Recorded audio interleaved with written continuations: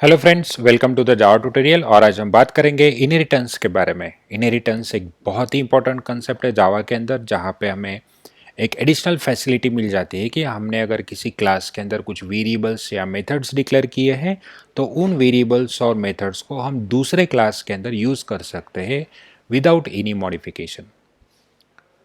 तो इसकी डेफिनेशन अगर हम देखें तो डेफिनेशन के अंदर ही हमें पता चल जाता है कि inheritance is the mechanism to use the property or the feature of one class to the another class through the objects। और इसीलिए हमें एक फैसिलिटी मिलती है दैट इज कोड रीयूजेबिलिटी। तो मान लो अगर हमारे पास एक क्लास है, तो यहाँ पे अगर मैं लिख दूँ क्लास ए, और इस क्लास ए के अंदर कुछ वेरिएबल है, सपोज एक्स एंड वाई, दो वेरिएबल्स हैं।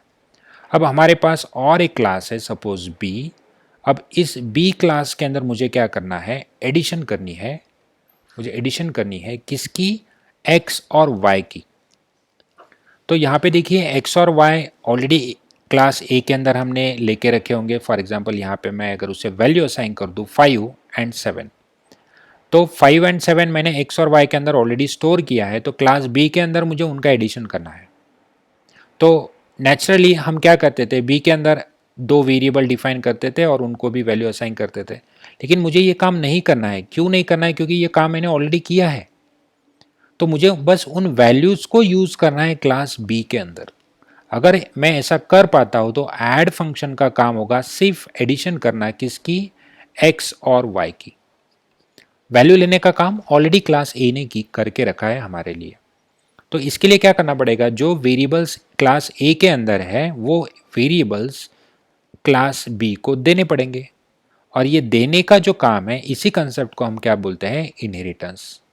कि क्लास ए का डेटा क्लास बी को दे दो। और अगर ऐसा हो जाता है तो हमें एक्स और वाई को वापस डिक्लेयर करने की ज़रूरत नहीं है। तो हम इस कोड को, मतलब इन दो वेरिएबल्स को रीयूज़ करें क्लास बी के अंदर, तो ऑटोमेटिकली हमारे नंबर ऑफ लाइंस कम हो जाएगी, नंबर ऑफ टास्क कम हो जाएंगे, नंबर ऑफ इंस्ट्रक्शंस कम हो जाएंगे, और हम हमारे कोड को इफ़िशिएंटली लिख सकते हैं। तो अगर हम इनहेरिटेंस को आगे पढ़े तो इनहेरिटेंस के कुछ टाइप्स हैं। जैसे कि पहला टाइप है सिंगल इनहेरिटेंस। इसका मतलब है अगर आपके पास एक क्लास है ए, उस क्लास का डेटा अगर आप किसी दूसरे क्लास के अंदर यूज़ कर लेते हो और एक ही लेवल है इनके बीच में, तो ये होगा सिंगल इनहेरिटेंस। और इस कंसेप्ट के अंदर जब भी हम कोई क्लास का डेटा दूसरे क्लास के अंदर यूज़ कर लेते हैं, तो जो डेटा आपको दे रहा है उस क्लास को कहा जाता है पेरेंट क्लास, या फिर कहा जाता है सुपर क्लास।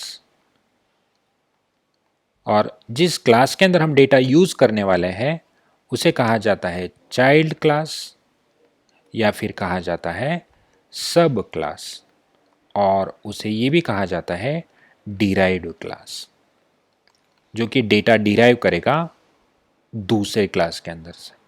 ये हुआ single inheritance. Multi level inheritance का मतलब है आपके पास एक क्लास है ए, उस क्लास का डेटा आप एक दूसरे क्लास को दे रहे हो बी, और उस क्लास के थ्रू आप वही डेटा आप किसे दे रहे हो, सी को दे रहे हो। तो इसका मतलब है सी के पास बी का भी डेटा है और ए का भी डेटा है, और बी के पास डेटा है ए का। तो इसे कहा जाएगा मल्टी लेवल इनहेरिटेंस। तो इस लेवल को आप कितना भी बढ़ा सकते हो डिपेंडिंग ऑन योर रिक्वायरमेंट। तीसरा आ जाता है हायरार्किकल इनहेरिटेंस। इसके अंदर आपको एक क्लास मिलेगा ए, दूसरा क्लास मिलेगा बी। अब सॉरी, हमारे पास एक क्लास है ए, फिर एक क्लास है बी, जो क्या करेगा, ए का डेटा इनहेरिट करेगा। फिर हमारे पास और एक क्लास है सी, जो क्या करेगा, ए का ही डेटा इनहेरिट करेगा। मतलब बी और सी में कोई कनेक्शन नहीं है, लेकिन दोनों क्लासेस ए का डेटा डिराइव कर रहे हैं। मतलब बी और सी चिल्ड्रन है क्लास ए के। फिर आगे चल के बी अपना डेटा डी को दे रहा है, सी अपना डेटा ई को दे रहा है, फिर ई आगे चल के और कुछ दे रहा है। So this is the hierarchical inheritance. We are using multi level plus the different classes to inherit the data from parent class. फिर आता है multiple inheritance. Multiple inheritance is not supported in Java. Why it is not supported will discuss while implementation. तो इस case में क्या होता है कि आपके पास दो पेरेंट है, जैसे कि क्लास ए, क्लास बी, और इनका डेटा आप कॉमनली एक क्लास के अंदर यूज़ करना चाहते हो तो ये अलाउड नहीं है। क्यों अलाउड नहीं है?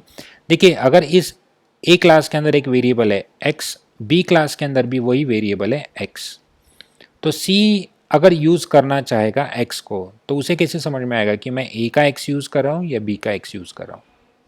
तो उसे कन्फ्यूजन क्रिएट हो जाएगा, राइट। इसीलिए multiple inheritance is not supported in Java, लेकिन उसका जो अल्टरनेटिव है वो अल्टरनेटिव है इंटरफेस, और इस कंसेप्ट को हम अलग से एक वीडियो के अंदर देखने वाले। तो चलिए इन सारी थियोरेटिकल चीज़ों को इम्प्लीमेंट करेंगे और देखते हैं कि इनहेरिटेंस को कैसे लिखा जाता है।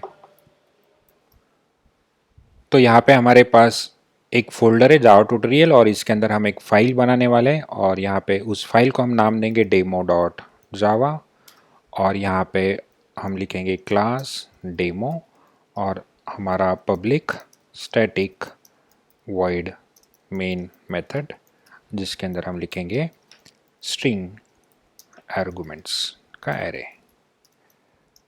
ओके, तो ये हमारी मैंडेटरी चीज़ है। तो यहाँ पे देखिए हमने एक फाइल बनाई और उसके अंदर एक क्लास लिख के रखा है, और यहाँ से हमारा एग्जीक्यूशन स्टार्ट होगा। लेकिन हमें इनहेरिटेंस पढ़ने के लिए कुछ और क्लासेस लगेंगे, तो यहाँ पे आप एक ही फाइल के अंदर लिखो या फिर अलग अलग फाइल्स बनाओ, डजेंट मैटर। सिर्फ कंपाइल करते टाइम आपको हर एक फाइल को अलग से कंपाइल करना पड़ेगा। तो अभी के लिए हम एक ही फाइल के अंदर दूसरा क्लास बना लेते। तो देखिए मैं इस क्लास के ऊपर एक क्लास बना लेता हूँ जो अभी हमने एग्जाम्पल डिस्कस किया था, तो मैं उसका नाम ए ही रख देता हूँ, या फिर ए समझने के लिए डेमो ए नाम देते हैं।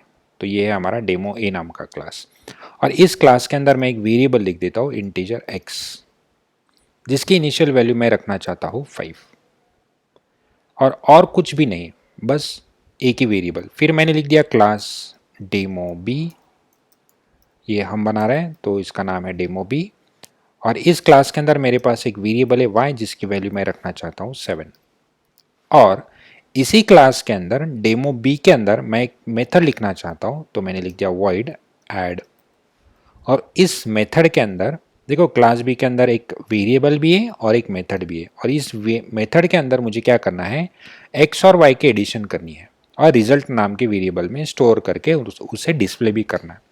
तो मैंने यहाँ पे एक वेरिएबल लिख दिया रिजल्ट, जो कि लोकल वेरिएबल है, और मुझे एडिशन करनी है x प्लस वाई की, और जो भी रिजल्ट आएगा उसे मुझे यहाँ से डिस्प्ले कर देना है। तो मैंने लिख दिया println, और मुझे क्या डिस्प्ले करना है, मेरा रिजल्ट।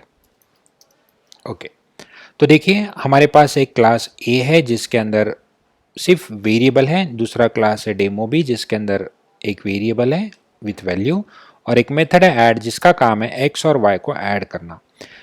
अब मुझे कॉल करना है, तो एडिशन किसके पास है, ऐड नाम के मेथड के पास, जो किस क्लास के अंदर है, डेमो बी। तो यहाँ पे मुझे डेमो क्लास के अंदर से ऑब्जेक्ट बनाने पड़ेंगे।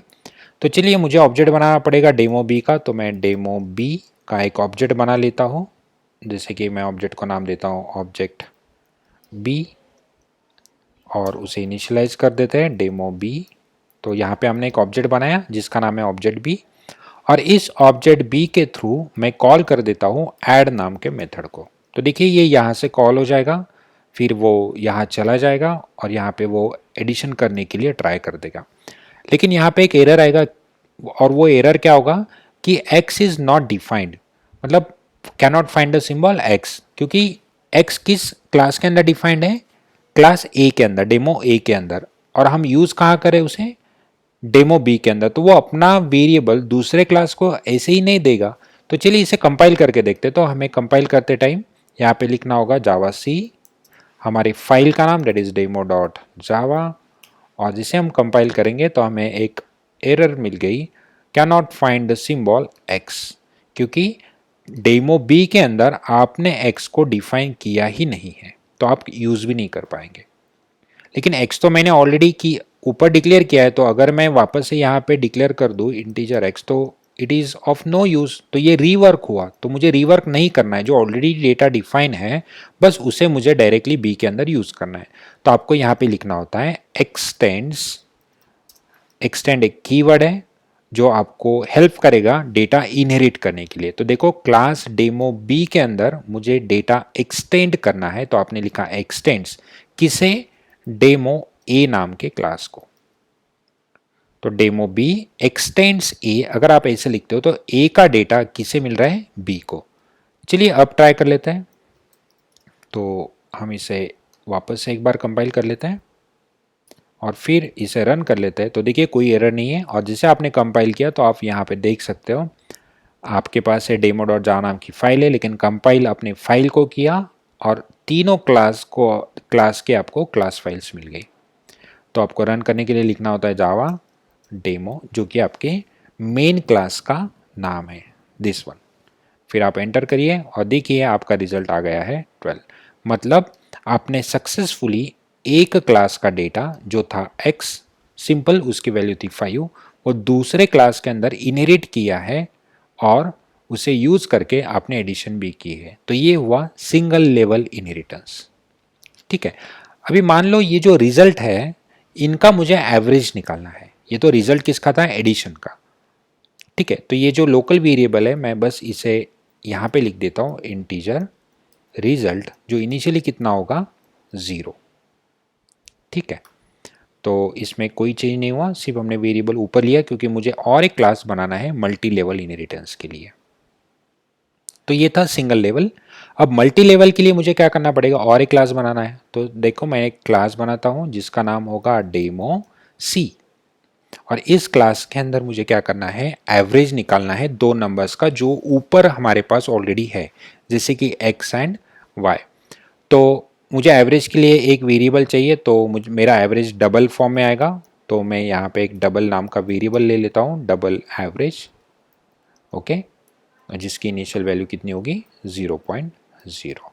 ठीक है, फिर हम एक मेथड बना देते हैं वॉइड, जिसका नाम होगा कैलकुलेट एवरेज, और इस मेथड के अंदर मुझे एवरेज निकालना है किसका, x और y का, और एवरेज नाम के वेरिएबल को देना है। ठीक है, तो एवरेज इज इक्वल्स टू, हमारे पास वेरिएबल क्या क्या है, x एंड y दोनों इंटीजर वेरिएबल्स हैं।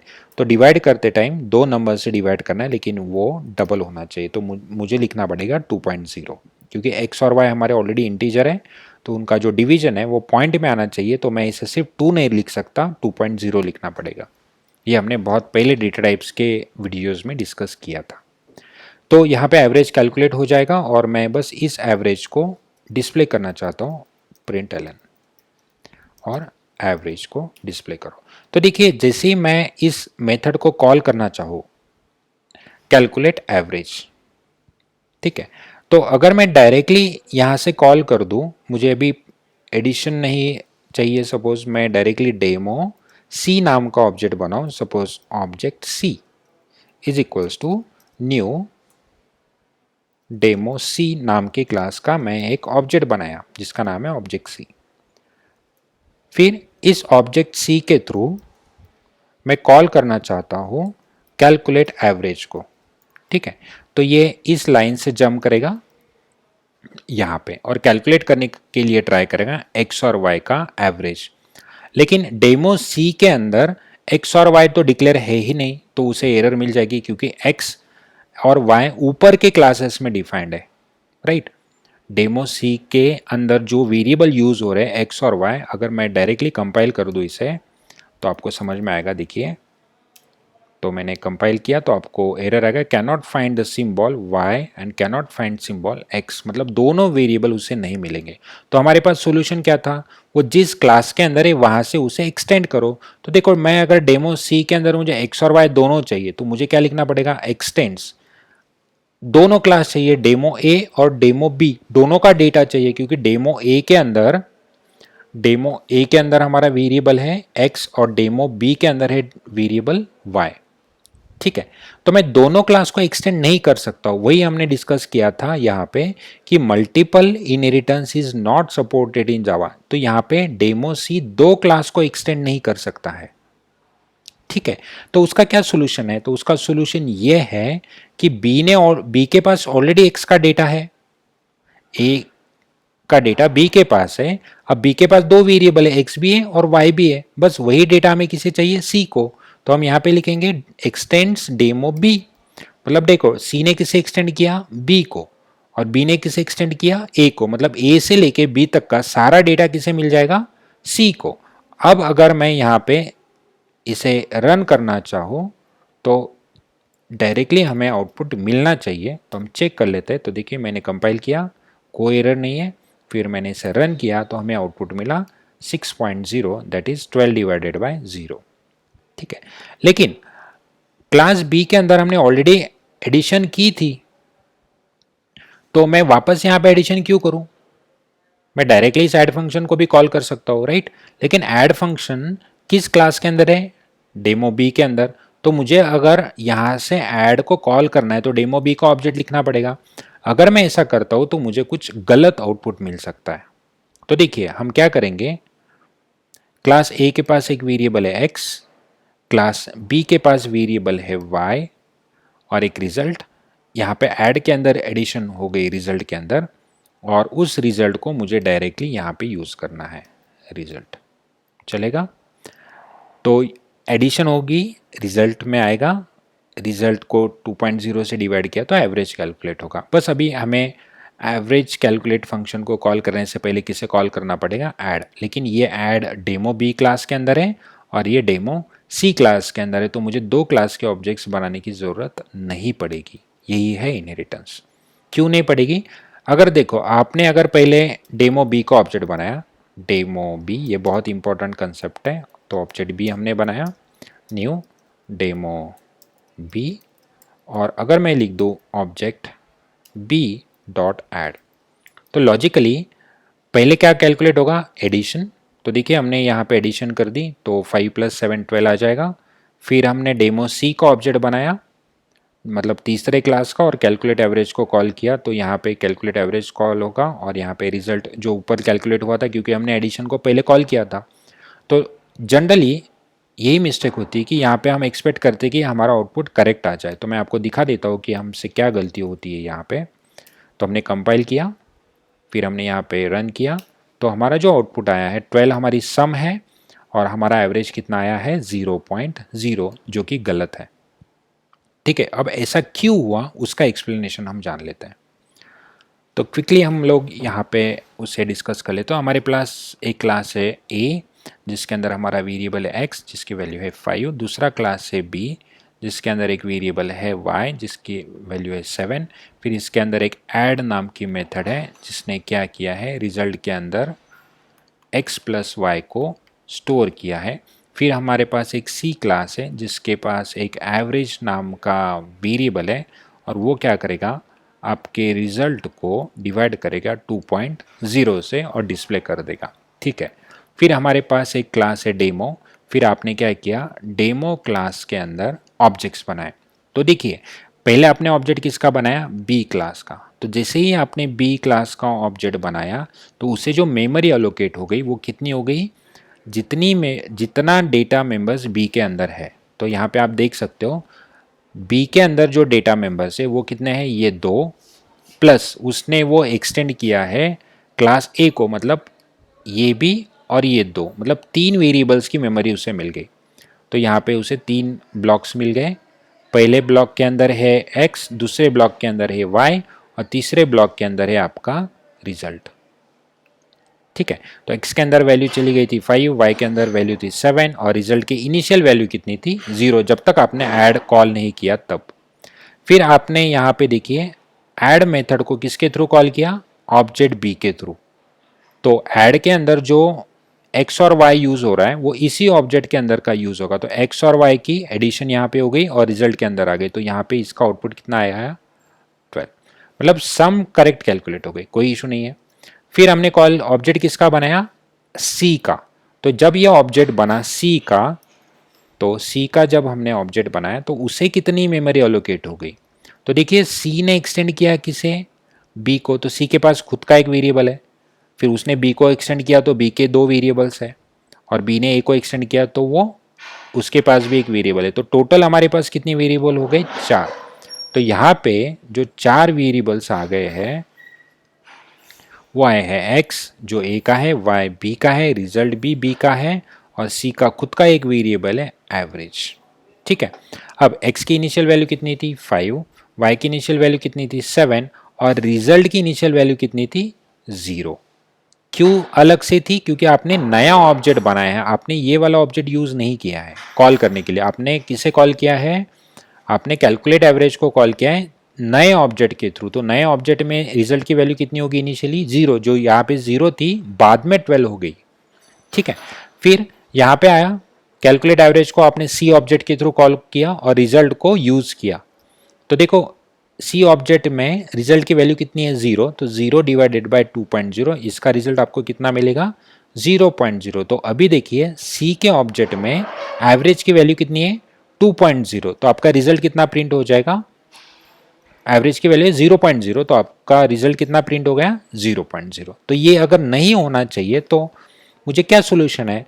तो हमेशा याद रखिए जब भी आप इनहेरिटेंस यूज करते हो, मल्टी लेवल हो सिंगल लेवल हो, तो आपको जो ऑब्जेक्ट बनाना होता है वो किसका बनाना होता है? डिराइव्ड क्लास का। आपको जो ऑब्जेक्ट बनाना होता है वो सिर्फ और सिर्फ किसका होना चाहिए? डिराइव्ड क्लास का। तो देखिए अगर मैं सी का ऑब्जेक्ट बनाता हूं और सी के थ्रू ऐड को कॉल कर लेता हूं, तो इनके एडिशन होके रिजल्ट में स्टोर हो जाती, जो कि थी 12। तो एवरेज के टाइम भी 12 यूज हो जाता और यहाँ पे आता 6.0। ठीक है, तो इस ऑब्जेक्ट की मुझे जरूरत है ही नहीं, क्योंकि इस सी के ऑब्जेक्ट में चारों फील्ड्स मुझे मिल रही है, तो मैं इन वेरिएबल्स को वापस क्यों बनाऊं? तो इसीलिए कोड के अंदर जब हम कॉल कर रहे थे तो मुझे क्लास बी के अंदर का जो डेटा है, ऑब्जेक्ट है, वो नहीं चाहिए। मुझे डायरेक्टली ऑब्जेक्ट किसका चाहिए? सी का। तो हमने सी का ऑब्जेक्ट बनाया और सी के ऑब्जेक्ट के थ्रू ही हम किसे कॉल करेंगे? ऐड को, क्योंकि वो सबको एक्सेस दे देगा। ये डिराइव्ड क्लास है, ये अपने पेरेंट को डेटा एक्सेस कर सकता है, मतलब ऐड को भी एक्सेस कर सकता है और एक्स को भी एक्सेस कर सकता है, क्योंकि हमने वो एक्सटेंड किया है। तो देखिए पहले ऐड को कॉल किया सी के थ्रू, तो इनके एडिशन हो गए 12, तो यहाँ पे 5 और 7 का एडिशन हो गया 12। और फिर उसी ऑब्जेक्ट के थ्रू आपने कैलकुलेट एवरेज को कॉल किया, तो यहाँ पे जो रिजल्ट यूज हो रहा है वो यही रिजल्ट यूज होगा। सो 12 बाई 2.0, तो ये अपना आ जाएगा 6.0। तो इसे हम रन करके देखते हैं। तो अगर मैं इसे रन कर दूं तो लिखना है जावा सी डेमो डॉट जावा, तो मैंने कंपाइल किया और फिर लिखा जावा डेमो, और आप देख सकते हो हमारा सम भी सही आया और एवरेज भी सही आया। तो ये था आपका इनहेरिटेंस। आपने एक क्लास का डेटा दूसरे क्लास को दिया एडिशन के लिए, और जो एडिशन करके रिजल्ट आया वो डेटा आपने दिया तीसरे क्लास को एवरेज कैलकुलेट करने के लिए। और कॉलिंग के टाइम आपने सिर्फ एक ही ऑब्जेक्ट बनाया जो था लास्ट डिराइव्ड क्लास का, और उसके थ्रू आपने ऐड को भी एक्सेस किया और एक्स और वाई को भी एक्सेस किया। तो यही बेनिफिट है इनहेरिटेंस का। तो आने वाली वीडियोस के अंदर हम कुछ एग्जांपल्स देखेंगे, तब तक के लिए आप इतना ट्राई करिए। Thank you.